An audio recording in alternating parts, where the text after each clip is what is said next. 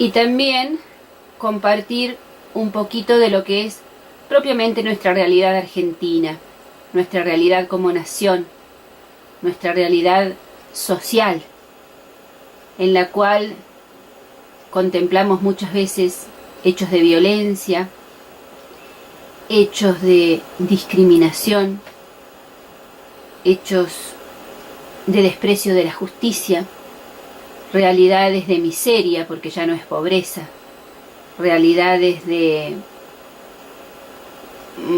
podríamos decir, rechazo del orden natural. Eso es un poquito lo que quiere expresar la primera imagen en el ángulo izquierdo, ¿no? Ya da lo mismo una cosa que la otra, todo está permitido, todo está bien, y siempre salvando el respeto a la persona. Tenemos que decir que no todo está bien, ¿no?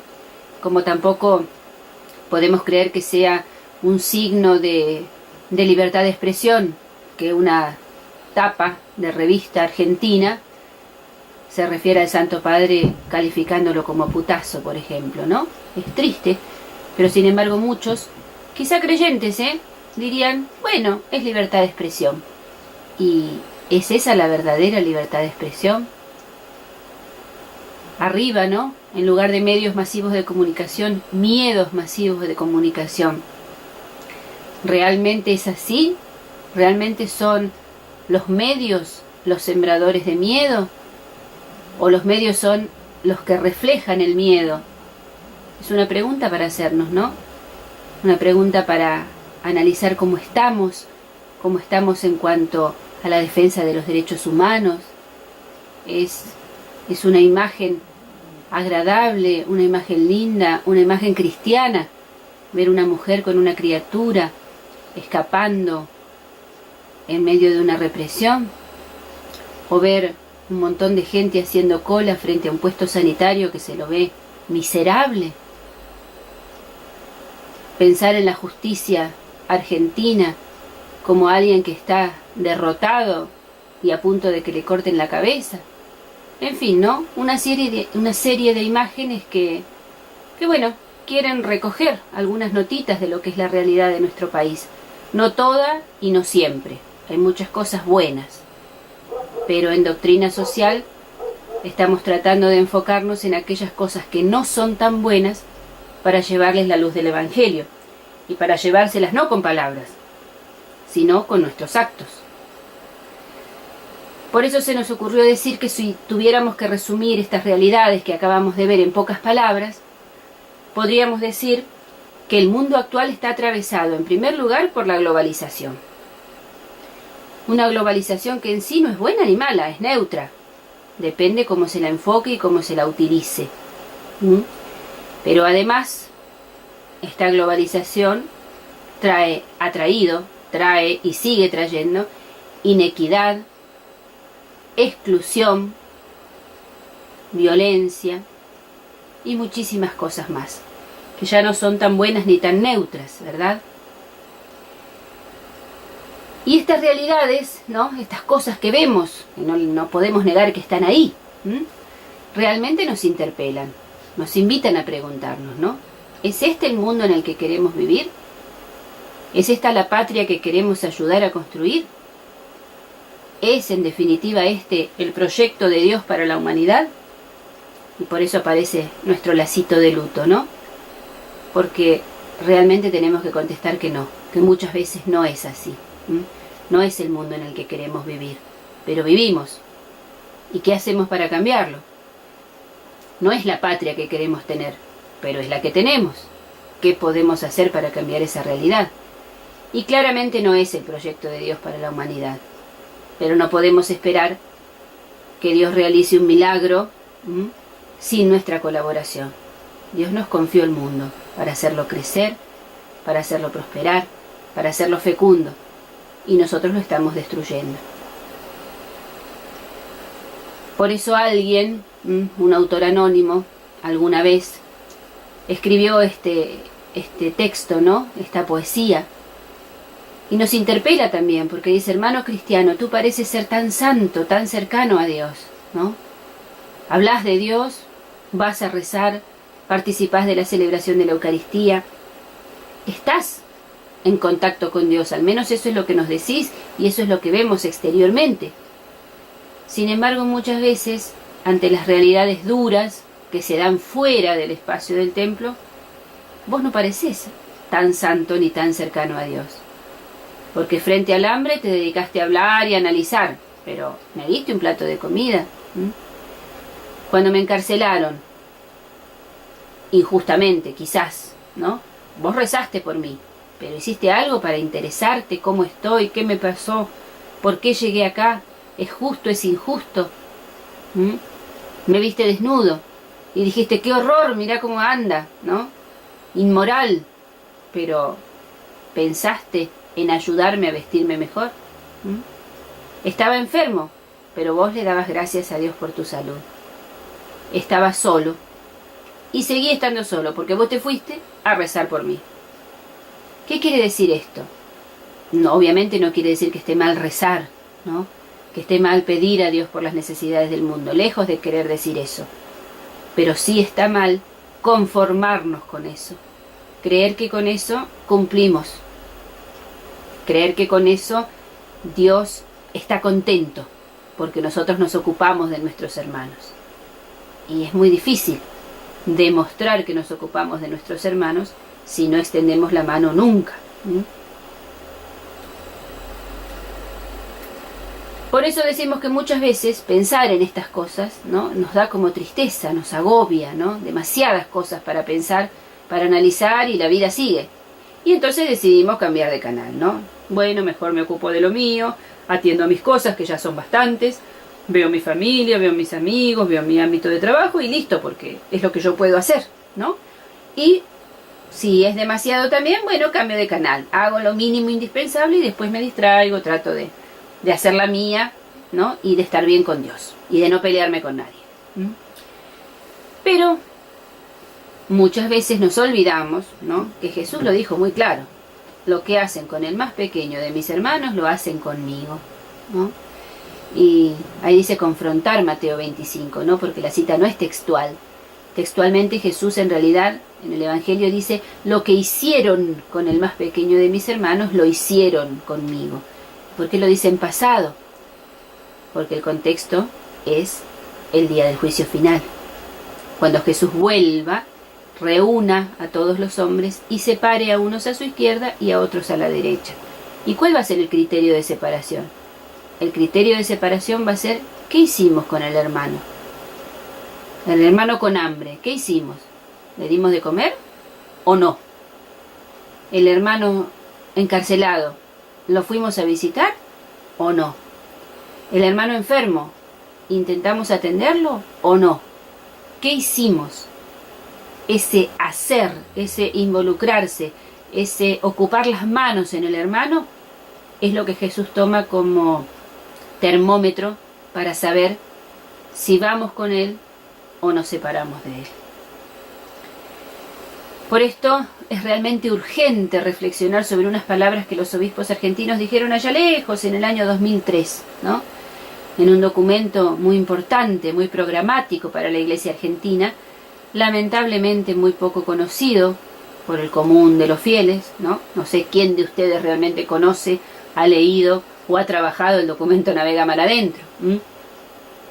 En ese documento, que ya lleva 12 años, los obispos decían que en un país constituido mayoritariamente por bautizados, porque somos realmente el 90% de la población está bautizada, ¿no? Otra cosa después es que se identifique con ese bautismo que ha recibido y con una vida de acuerdo a ese bautismo. Pero el bautismo lo hemos recibido todos, la gran mayoría, la inmensa mayoría.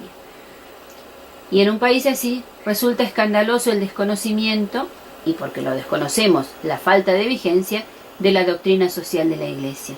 ¿Por qué? ¿Por qué resulta escandaloso? Porque ese desconocimiento, esa ignorancia, esa indiferencia, ha permitido que haya una gran disociación. Por un lado, nos decimos cristianos, pero jamás nos conducimos como cristianos frente a los bienes materiales, frente al tema de la justicia, frente a la solidaridad. Y este subrayado, que no es de los obispos, sino que es mío, pero que está puesto ahí en negrita porque me parece una frase muy importante, muy triste, pero muy importante para tenerla en cuenta, ¿no? Y que es esta: que la labor educativa de la Iglesia, todo lo que la Iglesia hace para enseñar, no solo en los colegios, en la catequesis, en los cursos, en las homilías, en el encuentro tú a tú de un cristiano con otro, ¿no? No se pudo hacer surgir una patria más justa porque no conseguimos que los valores evangélicos se traduzcan en compromisos cotidianos, de todos los días, chiquitos o grandes. Y es triste pensar eso, pero es lo que los obispos decían en el 2003, y creo que es lo que seguirían diciendo también hoy, ¿no? Entonces la gran pregunta es esta: ¿qué es esa doctrina social de la Iglesia que los obispos esperan que un día conozcamos y pongamos en práctica para que finalmente surja una patria más justa? Podemos decir también en qué consiste esa doctrina social de la Iglesia de la cual el Papa Francisco hace poco ha dicho que espera que inspire la administración pública, nada menos, ¿no? Con lo que es la administración pública. Bien, es importante en primer lugar tener bien en claro lo que la doctrina social de la Iglesia no es. La doctrina social de la Iglesia no es una plataforma política, de ninguna manera. Aunque por supuesto que aborda cuestiones políticas. ¿En qué sentido? En el sentido amplio de la política, en el sentido verdadero de la política. La política viene del griego polis, ¿no? Y hace referencia a la vida de una comunidad, la vida social de una comunidad. Entonces la política rectamente entendida significa involucrarse en la vida social de la comunidad a la que pertenezco. Eso es la política. Lo que nosotros habitualmente identificamos con el término política es solo un fragmento muy chiquitito, que es la política partidaria. La política agonal se llama técnicamente, ¿no? La política de aquel que se involucra con un determinado partido o ideología política para conseguir un puesto de dirigencia en la sociedad que le permita gobernar o ayudar a esa sociedad de acuerdo a los postulados de ese partido. Eso es un aspecto, y no está mal, pero es un aspecto que se debería abordar por vocación y no por interés, como lamentablemente muchas veces se hace. Pero no es toda la política es muchísimo más amplia. Yo siempre les digo a mis alumnos que, por ejemplo, si yo voy a un kiosco y me compro un alfajor, y después salgo a la calle y abro mi alfajor, lo que yo decida hacer con ese papel es una actitud política. Si yo decido tirarlo en la calle con total desprecio de la limpieza y del respeto que debo tener por mis semejantes y por el espacio en el que vivo, eso es una actitud política. Yo me estoy involucrando de una manera triste y negativa con lo que es la vida de mi comunidad. Estoy contribuyendo a la mugre que vemos todos los días en la calle. Y por el contrario, si yo guardo ese papelito en mi bolsillo, o lo tengo en la mano hasta que camino unos metros y encuentro un recolector de residuos y lo tiro ahí, también estoy teniendo una actitud política, porque me estoy involucrando en sentido positivo, colaborando en eso poquito que yo puedo hacer con la limpieza de la comunidad. Y lo mismo podemos decir de cualquier otra circunstancia. Si yo cruzo la calle por la senda peatonal, o si voy manejando, respeto las luces del semáforo, le permito al peatón cruzar mientras la luz está en amarillo para que no tenga que salir a las carreras, son actitudes políticas, son actitudes que marcan un estilo de convivencia social, bueno o malo, ¿no? Porque las actitudes humanas nunca son neutras, pero son actitudes políticas. Todo lo que involucre la vida de una sociedad, de una comunidad, es político. Por eso la Iglesia sí aborda cuestiones políticas, pero no lo hace desde una plataforma, desde un partido. La doctrina social tampoco es una doctrina de tipo económica, o sea, no nos da una receta, ¿no?, para solucionar nuestros problemas económicos, pero se ocupa también de esta realidad. Se ocupa de iluminar éticamente, moralmente, el mundo de la economía.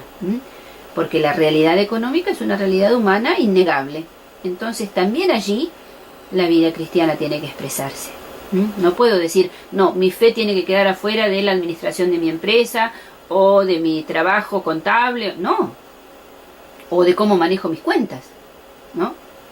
Aunque sea caseras, ¿no? También allí tiene que estar presente mi fe. ¿A qué le doy prioridad y a qué no? Si yo en mi casa tengo una empleada doméstica, ¿le pago lo que debo pagarle en justicia? ¿La trato con respeto? Eso también es una cuestión que interesa a la doctrina social. Y es una cuestión política y económica. La doctrina social de la Iglesia tampoco es una alternativa frente al capitalismo o al comunismo. ¿Esto por qué? Porque hace unos años atrás era común pensar o decir, entre ciertos teóricos, que la doctrina social de la Iglesia podía concebirse como una tercera vía, como un tercer camino alternativo, ¿no? El capitalismo, que es salvaje, que es cruel, y el comunismo, que tiene una teoría muy bonita, pero que también es salvaje y cruel, porque es totalitario, los dos son extremos que no le hacen bien al hombre. Los dos son extremos que tienen una parte muy negativa, aunque también tienen una parte positiva y no lo podemos negar. Pero la doctrina social de la Iglesia no es algo en el medio, algo que toma un poquito de acá, un poquito de allá y arma un tercer camino político. No, no es una alternativa. El sistema político que uno crea que es el mejor, que uno comparta, que uno quiera para la comunidad en la que vive, el Estado, eso es cuestión de cada uno. La Iglesia no nos obliga a optar por uno o por otro, nos alerta sobre los peligros de uno y de otro, pero no nos ofrece un camino político y dice, bueno, los cristianos tenemos que instaurar esto. No es una alternativa, pero se pronuncia sobre todas las formas de concepción para la organización social. Y esta última, que no es una doctrina estática y fijada, es importante comprenderlo bien, ¿sí? A ver, no es una doctrina fijada definitivamente, sin que se le pueda agregar nada nuevo, porque la realidad humana va cambiando. Sin embargo, sus principios y valores fundamentales sí son inmutables, ¿no? Porque el hombre es siempre el mismo y el proyecto de Dios para el hombre es siempre de bien, eso no va a cambiar. Por lo tanto, los principios y los valores en los que se apoya la doctrina social de la Iglesia son inmutables, eso no lo cambiamos. Pero la manera de entender esta doctrina, de aplicarla en los distintos ámbitos, en la vida política, económica, de la salud, de la educación, de las políticas familiares, en fin, de un montón de realidades, todo eso sí puede ir cambiando. Lo que nunca va a hacer la Iglesia es contradecirse. O sea, hoy decimos, por ejemplo, que la política económica debe ir para el lado blanco y mañana decimos, no, el blanco es malo, vamos a cambiar al amarillo. No, eso no lo va a hacer nunca la Iglesia, porque la Iglesia no se contradice. La Iglesia lo que hace es ir profundizando cada vez más el mensaje evangélico. Y al profundizarlo lo va comprendiendo mejor. Entonces puede agregar elementos nuevos, ¿sí? O incluso corregir algunas cosas que no estaban del todo bien, pero nunca contradecirse. Decir lo que dijimos antes era malo y ahora hay que cambiarlo. Eso no. Por eso es importante entender este último punto claramente. Y espero haberme explicado. Vamos entonces a qué es la doctrina.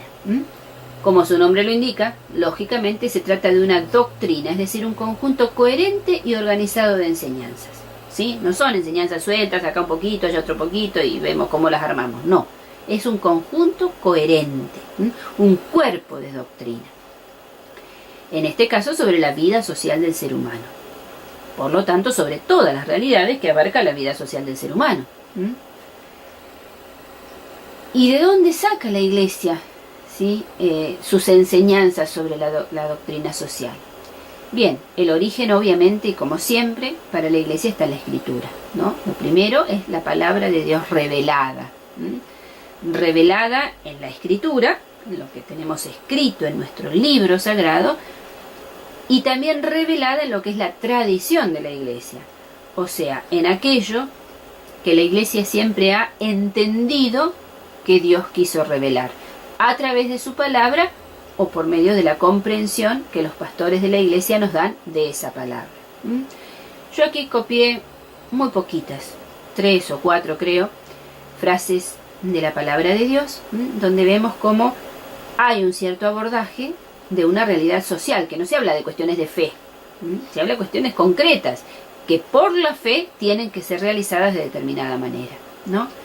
Ya en el libro del Génesis, esa expresión, la sangre de tu hermano clama a mí desde la tierra, ¿no? Eso se lo dice Dios a Caín, que acaba de matar a su hermano Abel, ¿no? No es una cuestión de que Dios le dice, ay, no me ofreciste el sacrificio que yo esperaba. No, le está hablando, asesinaste.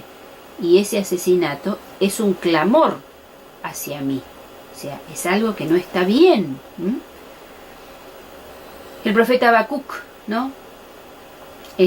Ahí me comí una A, porque si no parece que dijera Hebreos, es profeta Habacuc. Los profetas en general tienen un mensaje social muy claro, muy fuerte, ¿no? Y Habacuc le habla a la gente y dice, ay del que edifica una ciudad con sangre y la funda sobre la injusticia. Pensemos si esto no es plenamente actual hoy, ¿no? Nuestras ciudades, cómo se manejan cómo se fundamentan, cómo las edificamos muchas veces con la sangre derramada violentamente de los ciudadanos. Jesús, en el Evangelio de Lucas, ¿no?, habla de un tema muy prosaico, digamos. Si ustedes no son fieles en el uso del dinero, si ustedes no son buenos administradores, no administradores de la gracia, no, administradores de la plata, del dinero, si no saben ser buenos administradores en las cosas materiales, ¿quién les va a confiar el verdadero tesoro? ¿No?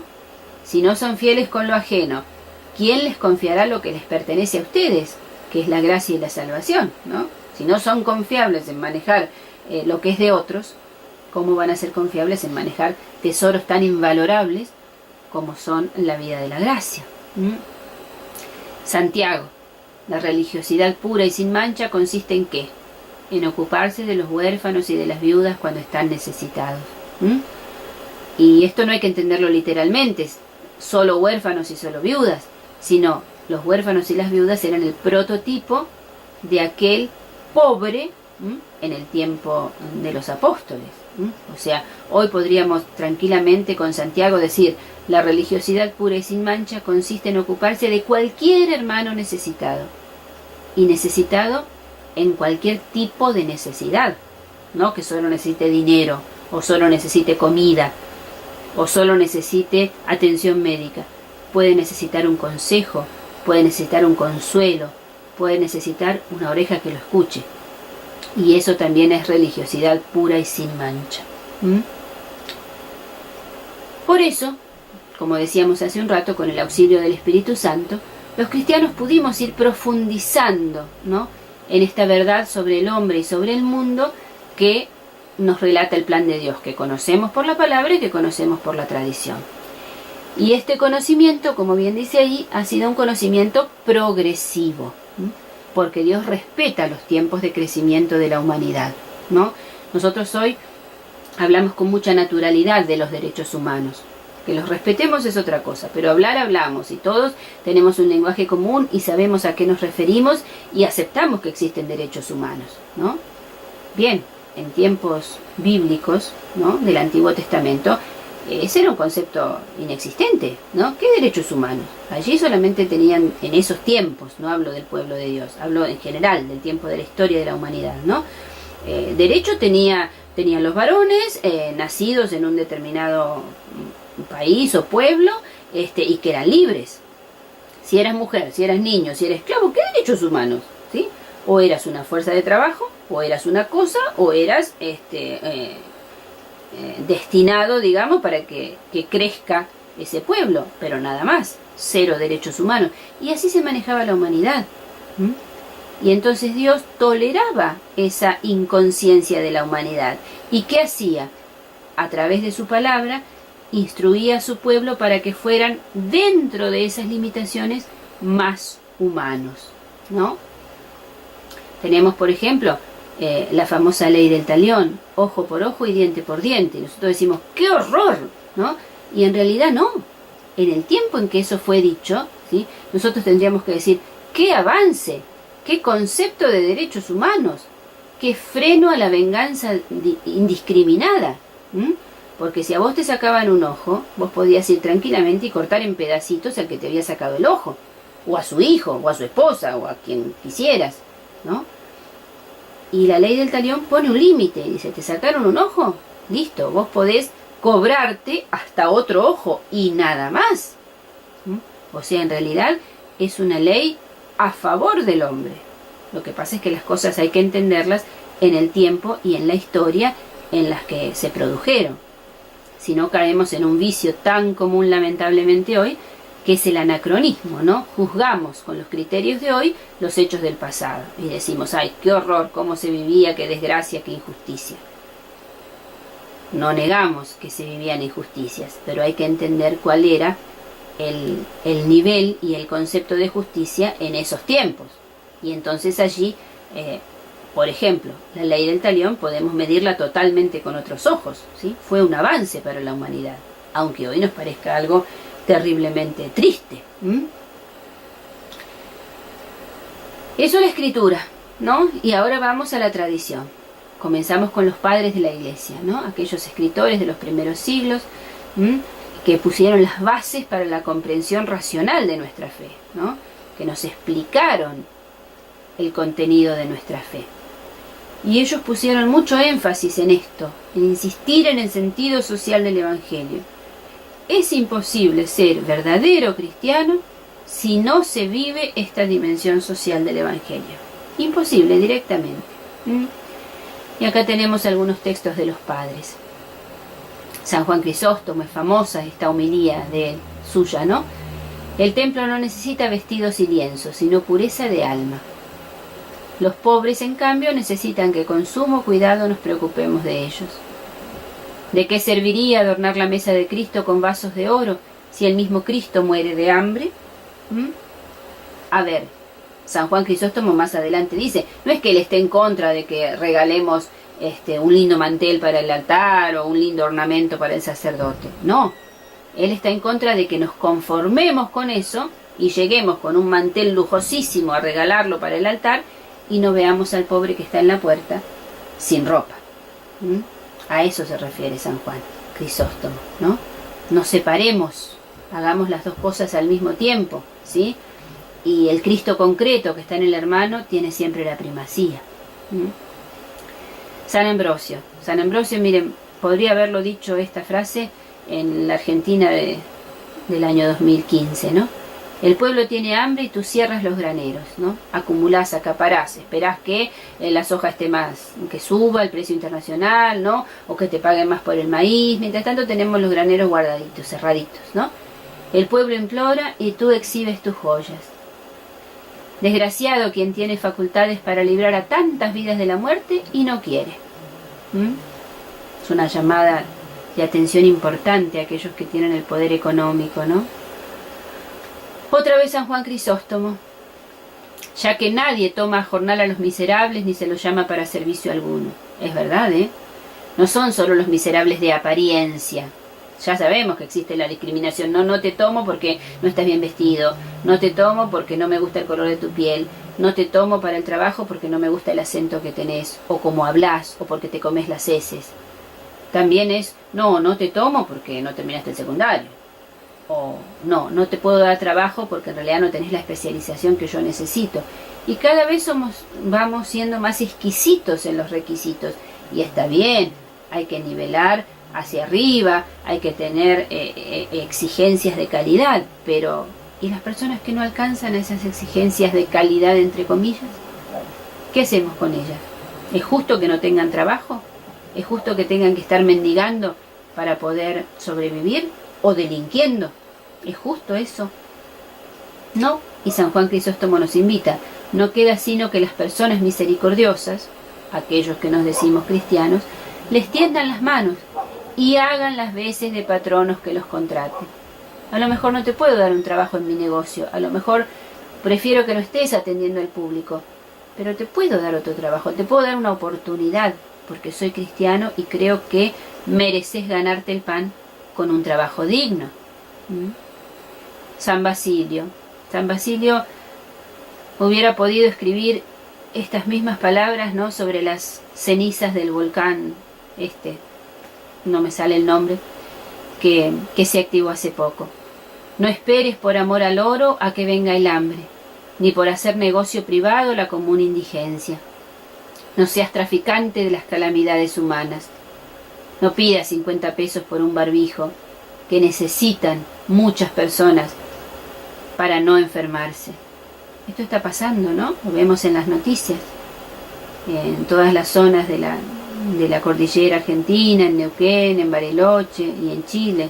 Pero bueno, esto sucede en la Argentina, ¿no?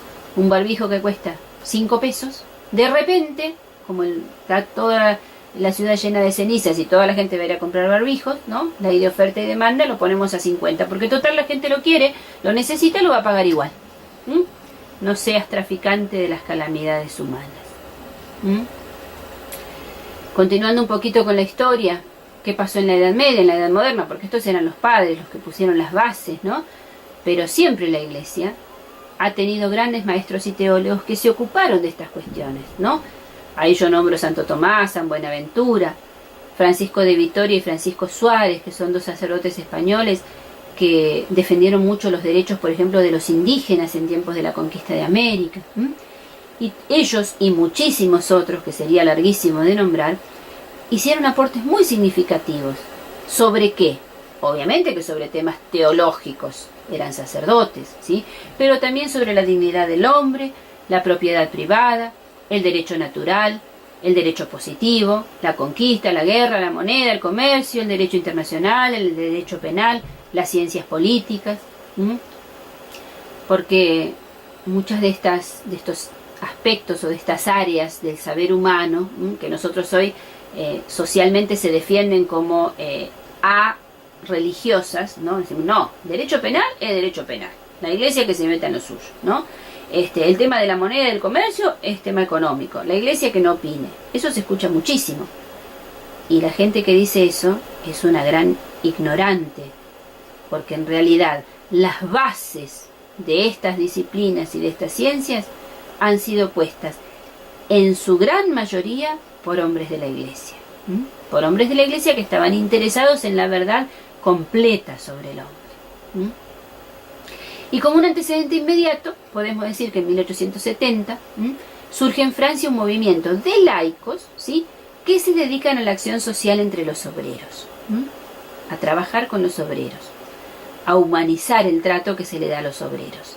Y eso va a dar origen a una corriente que se conoce como catolicismo social, que surge, ¿sí?, porque la revolución industrial trae realidades tan duras y cambia la conformación social de una manera tan extrema, de una sociedad europea eminentemente agrícola, pasamos a una sociedad industrial, pero no el paraíso terrenal, ¿no?, sino que gente que deja masivamente los campos, se trasladan a las ciudades y ¿qué se encuentran? Que no tienen dónde vivir, no tienen dónde trabajar, porque realmente las industrias no son tantas ni necesitan tanta mano de obra, y los que consiguen trabajo lo hacen en condiciones inhumanas. Hoy hablamos de los talleres de trabajo esclavo y es un escándalo. Bueno, esas eran las condiciones de trabajo habituales en Europa en tiempos de la Revolución Industrial. Por eso surge el catolicismo social, ¿no? Porque se ve que la gente no puede vivir así, y no pueden los cristianos permitir que eso se dé. Por eso en el año 1891 el Papa León XIII decide, ¿sí?, finalmente, por primera vez, abordar estas problemáticas desde el magisterio de la Iglesia, o sea, con una palabra oficial, a través de una carta encíclica que él escribe, y que se llama Rerum Novarum, las cosas nuevas, eso significa. Ustedes saben que los documentos de la Iglesia reciben su nombre de las primeras palabras con las que empieza el texto, ¿no? El Papa empieza la carta escribiendo: las cosas nuevas que suceden hoy nos impulsan a... Entonces, por eso se llama Rerum Novarum, las cosas nuevas. Y podemos decir que esta carta es considerada el documento fundante de la doctrina social de la Iglesia tal como la entendemos hoy, es decir, como un conjunto coherente y organizado de enseñanzas del magisterio en materia social. Ese es el concepto de doctrina social de la Iglesia, un conjunto coherente y sistemáticamente organizado de enseñanzas del magisterio. No es lo que a mí se me ocurre, no es lo que la hermana Patricia quiere enseñar, sino lo que los pastores de la Iglesia, aquellos que tienen el magisterio, enseñan, y que porque lo enseñan los pastores con la asistencia del Espíritu Santo es verdad y no hay error en ello, ¿sí? Nosotros somos multiplicadores, pero los que dan origen y sustentan las enseñanzas del magisterio son el Papa y los obispos en comunión con ellos, como comunión con él, perdón. Entonces, si tenemos que cerrar con una definición, podemos decir que la doctrina social de la Iglesia es la enseñanza moral, ¿sí?, que en materia social, política, económica, familiar y cultural realiza la Iglesia. Por eso decíamos, es una enseñanza moral, no es una receta política, económica, de salud, ¿no? Es moral, nos ayuda a iluminar las realidades con criterios éticos y morales, y allí decidir qué camino tomamos. Y esta enseñanza tiene que ser expuesta por quien tiene la autoridad y la responsabilidad de hacerlo. Esa autoridad y esa responsabilidad, el mismo Jesús se las dio a Pedro y a los apóstoles. A Pedro y a sus sucesores, los papas, a los apóstoles y a sus sucesores, los obispos. Entonces, en un primer gran cierre de esta introducción a la doctrina social, podemos decir que este es el concepto, ¿sí?, de la disciplina o del área del saber, de la doctrina de la Iglesia, en la cual nosotros nos vamos a centrar. La enseñanza moral que en materia social realiza la Iglesia.